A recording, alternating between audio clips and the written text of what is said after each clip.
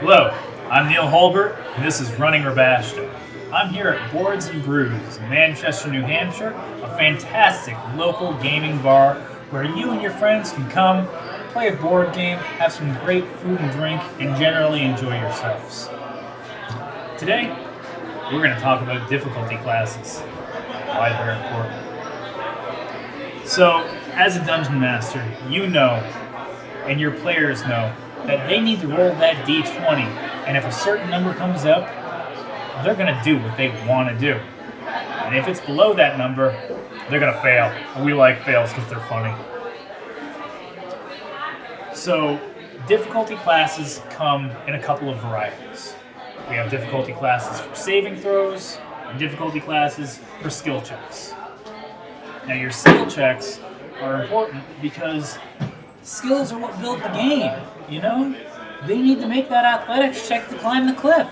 They need to pass a deception check to make the evil vizier believe them. Or whatever challenge you've thrown in front of the players for that moment. Those skill checks are beautiful role-playing moments that you can make perfect things for your players to latch on to. You know, when your players are sitting back telling stories about the games that they've played back in the day, and they're saying, so I was climbing this mountain and I fell, but then I caught myself on the way down. You as a DM might go, oh, that's like a DC 17 and they rolled like a 16 and then they made their dexterity save and caught themselves. Yeah. So, what I want you to do is check out the setting a DC table. Now, if you look at this thing, it's in blocks of 5. Not every difficulty check you need to set is going to be at one of those even levels. One of my favorite things is to set them at numbers that aren't on there. But this is the gradient range that tells you how difficult a thing is. Now, in Ribashda, your players have some things at their disposal that normal Dungeons & Dragons groups might not. They have facets, maybe, if you've given them out as a Dungeon Master. Or they have some of the crazy magic items that me and the group have made for Ribashda. And if they have those, you might need to take that into account as a Dungeon Master and bump up the difficulty of those challenges a couple of points, just to compensate for that. That's okay. Your players will like a challenge. There's so many fun moments that come from failing a difficulty check that are just as valid and good as succeeding a difficulty check. But when it comes to your saving throw checks, remember, those are the moments that put your characters' lives in danger. If they're making a saving throw, it's because there's some magical effect or physical harm that's really coming at them. And you need to remember that nobody likes it when their characters die in a lame moment. Make it important to the story. If the challenge should be hard, don't whitewash it, make it hard. But don't make things super difficult for no reason. That's kind of a jerk move. You don't want to be a jerk. You want to be a good DM. You want to be a dungeon master that people like and respect, that they want to keep coming back and playing in your games over and over and over again. That's what I want. You should want that too. When it comes time for a check, you don't always need to set a difficulty check for every action that a player is going to want to achieve.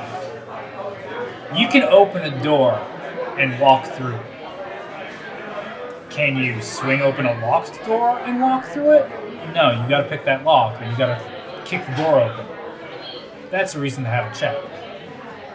The reason to have a check for skill and ability is when there's some reason that a character wouldn't be able to do it automatically. Walking down the street's easy. Walking down a street covered in ice, that's a dexterity check. I want you to run the best game you can. And that comes with knowing how to set a difficulty check. Whether it's for a save or a skill, it needs to be reasonable with how hard the challenge is. Walking up a hill is going to be a lot lower difficulty check than climbing Mount Everest. And hitting a goblin is going to be easier than hitting a dragon. Dodging a torch that was thrown at you is going to be easier than running away from the fire breath out of a dragon's skull.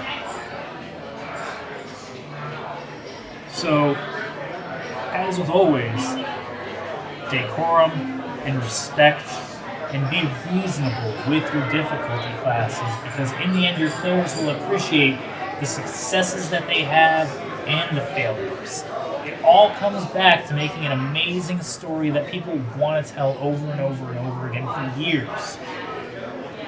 And you can get there. You just need to set that difficulty at the right level.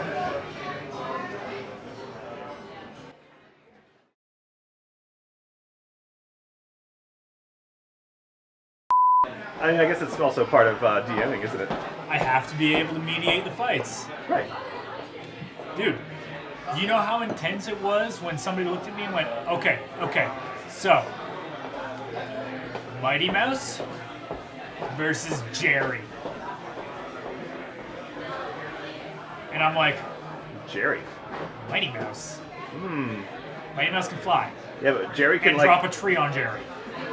But Jerry has been known to warp reality. Reality warping. Fair. See, I can also go back and retcon it. Yeah. Because I'm a DM. I have that power.